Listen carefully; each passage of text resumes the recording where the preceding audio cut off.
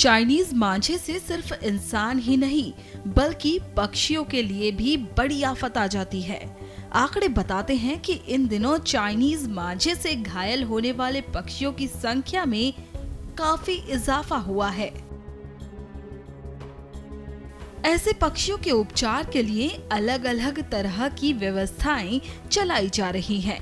इनमें कुछ संस्थाएं भी शामिल हैं। दिल्ली के चांदनी चौक में बाकायदा पक्षियों का एक अस्पताल भी है, जहां पर घायल पक्षियों को पहुंचाया जाता है और उनका उपचार किया जाता है। अस्पताल की तरफ से भी कुछ आंकड़े मिले, जिनसे ये साफ हो जाता है कि पतंगबाजी के सीजन में किस तरह से मांझे का शिकार होने वाले पक्षियों की संख्या बढ़ती जा रही है। बेजुबान पक्षी अपना दर्द किसी से नहीं बांट सकते।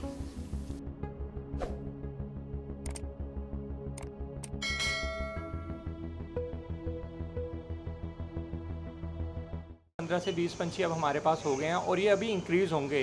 लास्ट टाइम हमारे पास 100 के आसपास पंछी पहुंच गए थे 15 अगस्त पे। डिपेंड करता है छुट्टी पे, जितनी पास छुट्टी आती रहेगी उतने ही बर्ड्स की, जितना लोग फ्री होंगे उतना ही पतंगे उड़ाएंगे और ये बढ़ता जाएगा। मेन डिपेंड करता है, हम 15 अगस्त का वेट करते हैं तब तक हमारे पास कितना आएंगे, बट हाँ ये ग्रेजुअली इंक्रीज़ होता जा रहा है अब धीरे धीरे। नॉर्मल डेज में ये संख्या बहुत कम रहती है अभी, जैसे पिछले टाइम के मुकाबले कम है, इस बार इतने ज़्यादा नहीं है, बट हाँ आ रहे हैं। ऐसा नहीं है कि बिल्कुल नहीं आ रहे हैं। अभी भी हमारे पास 15 से 20 पंछी रोज के आ रहे हैं, जिसमें चील, कौवे, कबूतर ये सब इंक्लूड है। चाइनीज मांझा की बिक्री पर रोक को लेकर पुलिस भी काफी सजग है। दिल्ली के प्रसिद्ध पतंग बाजार लाल कुआं मेन मार्केट के पतंग व्यापारी बताते हैं कि पुलिस के साथ उनकी मीटिंग हुई। लगभग हर दुकान पर पोस्टर्स और बोर्ड लगाए गए हैं, जिसमें साफ तौर पर लिखा है कि चाइनीज मांझा बेचना अपराध है। हमने अपने पूरे बाजार में हर शॉप पे इसकी जागरूकता के लिए हर जगह बैनर लगा रखे हैं कि प्लास्टिक मांझा, चाइनीज मांझा कोई यूज़ नहीं करेगा, ना बेचेगा। और अगर कोई उसको बेचता हुआ पाया जाएगा तो हमारे यूनियन की तरफ से भी उसके ऊपर चालान कटेगा। और प्लस हमारे पास हमारे थाना SHO हैं और क्राइम ब्रांच है, इन सब ने हमें अपने नंबर दे रखे हैं, हम उसको नंबर पर कॉल करके उसको भी पकड़वाएंगे जी। और क्या कुछ बात जो है आप प्रशासन की तरफ से हमारे को भी पूरी छूट है कि अगर कोई भी चाइनीज मांझा बेचेगा तो उसके लिए हम उसके साथ खड़े हुए हैं और पुलिस को हम खुद उसका नंबर देंगे।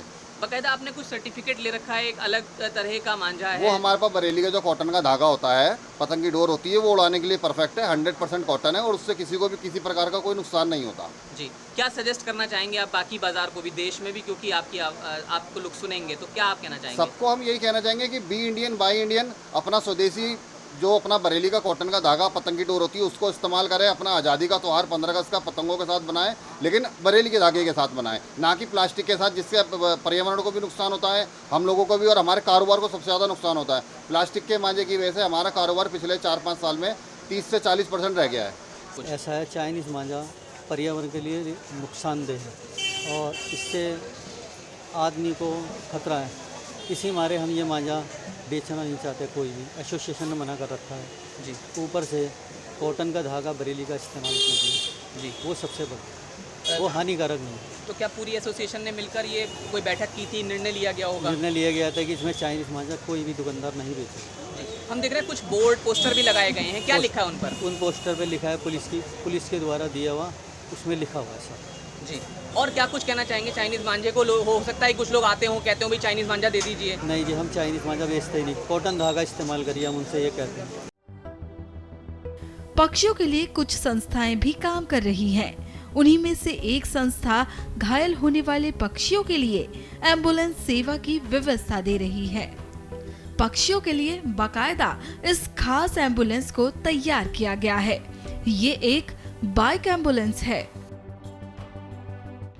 हम लोग बर्ड्स के लिए बाइक एम्बुलेंस का संचालन करते हैं, तो पूरे दिल्ली और NCR के अंदर निःशुल्क सेवा है। अच्छा, ये मांझे से जो बर्ड्स कट जाते हैं, इनकी संख्या इन दिनों कितनी बढ़ी और आपकी एम्बुलेंस जाने की जो तीव्रता है वो बढ़ी हुई है, तो थोड़ा इसके बारे में बताइए। जैसे कि अभी तक बेसिकली हमारे पास 5 एम्प्लॉय थे, कि 5 एम्प्लॉय पूरे दिल्ली NCR को हम लोग कवर कर रहे थे और अलग अलग क्षेत्रों में जैसे और लोगों से हमारे कोऑर्डिनेटर हैं उस हिसाब से कर रहे थे। लेकिन अब हमारे ये एम्प्लॉय 15 हो चुके हैं, क्योंकि कॉल्स बढ़ चुकी हैं। अभी लोग चाइनीज़ मांझे का बहुत ज़्यादा इस्तेमाल कर रहे हैं और पेड़ों पर हमें देखने को मिलता है पेड़ों पर, तारों पर जो मांझा फंसा रहता है, उसमें वो पक्षी फिर उलझ जाते हैं और उलझने के बाद उनकी ऐसी दर्दनाक मौत होती है कि उसको शायद बयान करना भी आसान नहीं है, क्योंकि वो एक एक बूंद पानी और एक एक खाने के निवाले के लिए तड़प के मरता है।